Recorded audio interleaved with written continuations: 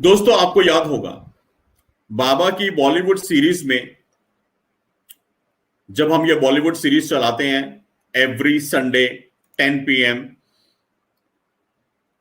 27 जून को मैंने बोला था, या 27 के बाद, मेरे को अभी तारीख याद नहीं है कौन से एपिसोड में कहा था, लेकिन मैंने आपको एक आने वाली फिल्म के बारे में आगाह किया था।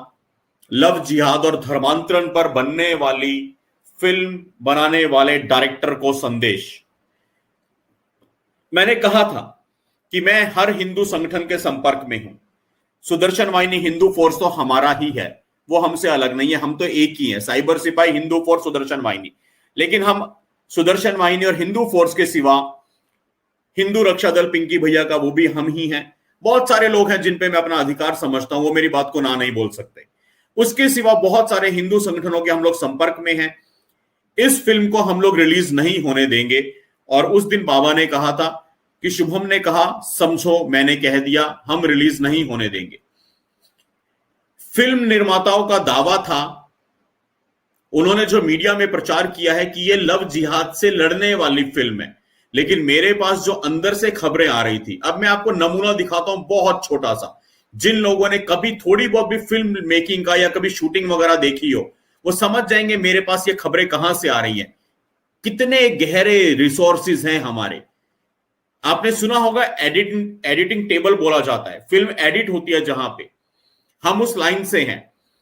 हम ये कहते हैं कि फिल्म जो कैमरे पे बनी वो बनी, लेकिन असली फिल्म बनती है टेबल पे।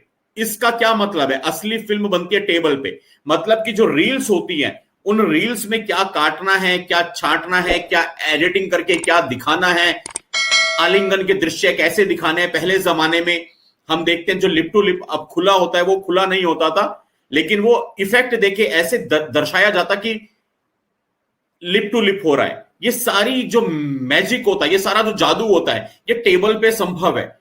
एडिटिंग टेबल पे आप कुछ का कुछ कर सकते हैं, कुछ भी कर सकते हैं। मेरे पास में जो लीक होके इस फिल्म की छोटी सी क्लिप आई है, वो टेबल से आई है। टेबल पे हमारे बंदे बैठे हैं।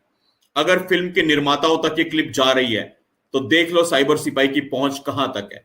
मैं फिर से कहता हूं, इसको मैं निवेदन के रूप में हाथ जोड़ के भी कहता हूं, चेतावनी के रूप में हाथ उठा के भी कहता हूं, इस फिल्म की स्क्रीनिंग में साइबर सिपाही को बिठा लेना।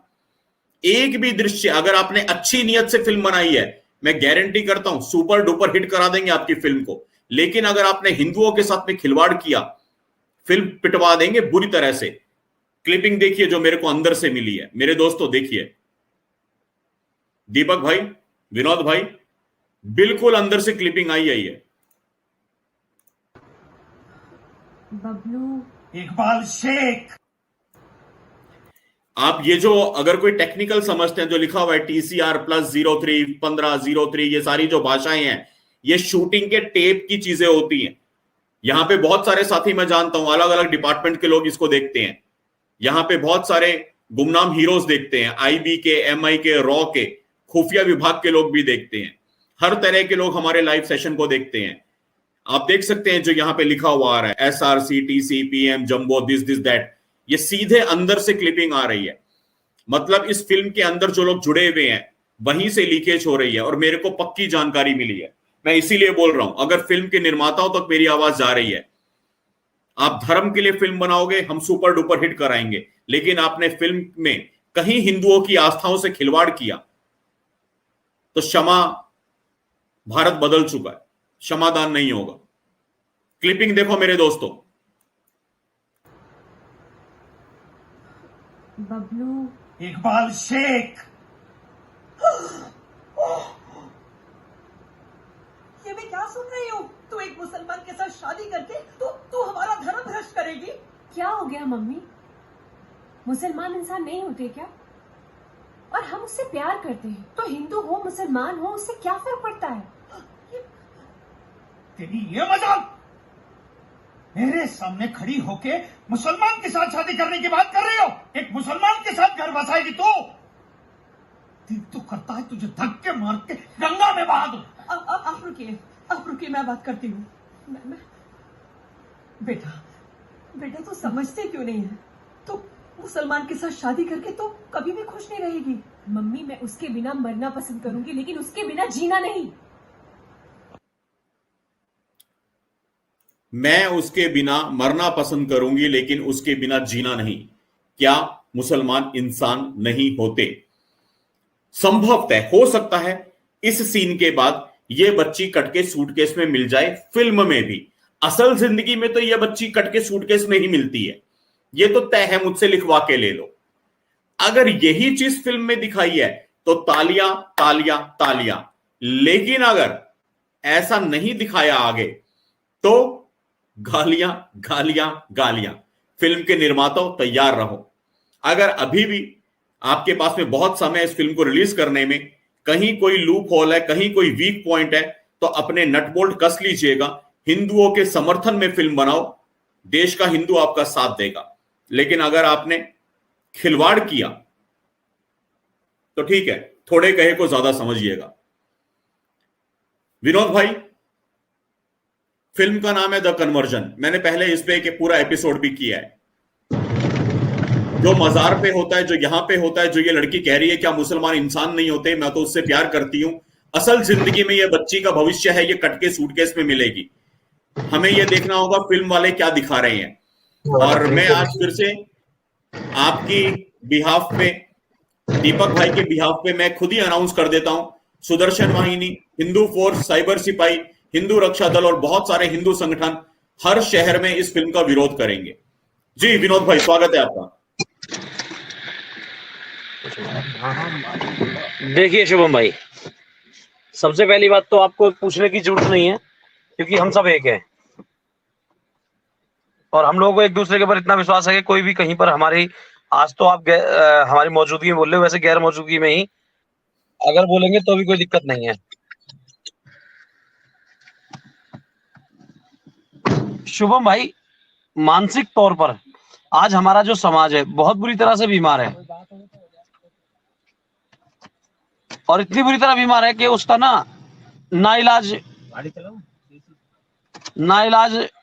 हमारे धर्मगुरु कर रहे हैं, ना समाज कर रहा है, ना शिक्षा कर रही है, और ना किसी प्रकार का कोई और परिवार में व्यक्ति कर रहा है। और जो लोग इन चीजों के बारे में बताते हैं हमें उन लोगों को सांप्रदायिक बता दिया जाता है, सौहार्द बिगाड़ने वाला बता दिया जाता है, और तो और ये बता दिया जाता है कि तुम्हारे पास तो और कोई काम नहीं है। शुभम भाई, माइंड वाली बात है। शोले फिल्म में उस गांव का सबसे अमीर आदमी ठाकुर, उसके घर में लैंप जल रही है, लेकिन जिस गांव में एक अकेला बाप और एक अकेला बेटा रहते हैं, वहां पर ऊपर वाले तार लगे पड़े हैं, पता नहीं कौन से वाले, जहां से माइक पर आवाज आ रही है। मेरे को आज तक समझ में नहीं आया वो तार कहां पे लगा हुआ है। शुभम भाई, हर जगह पर आज यही माहौल बनाया जा रहा है। मंदिरों में जाना हमारी बहन बेटियों को लगता है ढोंग, और मजारों पर जाना लगता है उनकी इच्छाएं पूरा होना। जुकाम सा हो गया हल्का सा। हमारे समाज में आज पुरुष भी कम इसके जिम्मेदार नहीं है। अगर हमारे समाज में आज 2 बच्चों से ज्यादा बच्चों की बात कर देना तो उन्हें ढकोसलेबाज बोल दिया जाएगा, फिगर खराब हो जाएगा, अपने आप को कुतिया सूरी में गिनने लग जाएंगे। हम कोई कुतिया हैं, हम कोई सूरी हैं। लेकिन जैसे ये जिहादी के साथ भाग जाती हैं और 12 बच्चे पैदा करती है तो वहां बोलती है उनका धर्म कहता है। एक धर्म बताइए जिसमें यह बोला जाता है कि बच्चे पैदा करना धर्म है। हमारे समाज में लड़कियों को दुपट्टा के लिए बोल दें कि बेटा दुपट्टा डाल लो तो उन्हें पाखंड नजर आता है, लेकिन वहां जाकर 2.5 मीटर का काला टेंट पहन के घूमेगी और उस काले टेंट में उन्हें धर्म नजर आता है। और जिन जिन लड़कियों को, हिंदू लड़कियों को वहां पर धर्म नजर इन दोनों चीजों में आए हैं ना, 2-4 साल बाद वही सूटकेस में पाई जाती हैं, नाली में, नदी में, पुल के नीचे, पंखे के ऊपर, दाएं बाएं। और अगर इन चीजों से बच जाए, या तो किसी अरब कंट्री में बेच दी जाती हैं, या किसी वैश्यालय पर बेच दी जाती हैं, या कंप्रोमाइज करके घर बैठी होती हैं। आज समाज को सबसे ज्यादा अगर जागरूक होने की जरूरत है तो इन मजारों से जरूरत है। एक गौ हत्यारा और एक मजार पे जाने वाले व्यक्ति में कोई ज्यादा फर्क नहीं है। मैं सच्चाई बता रहा हूं आपको, क्योंकि इन्हीं की वजह से तो मनोबल बढ़ा हुआ है ना इनका। भैया, आज तक आप ये बताइए कि कितने लोगों को ये पता है कि ये मजार वाले इच्छाएं पूरी कर देंगे। हमारे तुम्हारे लोग ही तो बोल रहे हैं ना, इनके खुद के समाज की बहन बेटियां जाने नहीं और हमारी वाली जाके खामेखा मत्था फोड़े जा रही हैं। अगर ये फिल्म रिलीज होती है तो जैसा शुभम भाई ने बोला है, इस तरीके का सेकुलरिज्म, इस तरीके की जो अफवाह फैला रहे हैं ये लोग कि नहीं जी इसमें तो दूसरा सिस्टम दिखाया है हमने, तो उन्हें एक चीज बता दूं, अच्छी अच्छी फिल्में चलेगी, पद्मावत, ये दीपिका, इन सब ने जो ट्वीट किए थे ना 1-1 करोड़ रुपए ले लेके, जो वहां जेएनयू की छिनालों के साथ खड़े होके जो इन्होंने रंडी नाच किया था, सारी फिल्में इनकी पिटी हैं। तो तुम्हारी तो औकात क्या है भैया?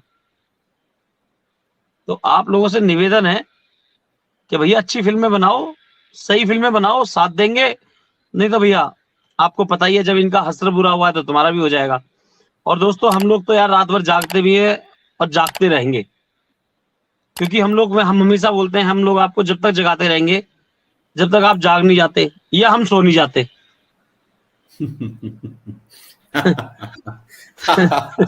क्या हम जाग नहीं जाते या हम सो नहीं जाते, बात ही खत्म। वाह भाई वाह, बहुत बढ़िया। ठीक है, तो यहाँ पर आज मेरी बहन बेटियों से मेरी उम्मीद है, और मैं हमेशा बोलता हूँ कि यार जब आप लोगों को कितनी बार भोका है, अब तो वाकई में ना सच बताऊं, मैं बोलता हूँ, मैं दोनों का नहीं बोलूंगा, अपने लिए बोलूंगा, अब तो मुझे लगने लगा कि हम वाकई में कुत्ते हैं यार।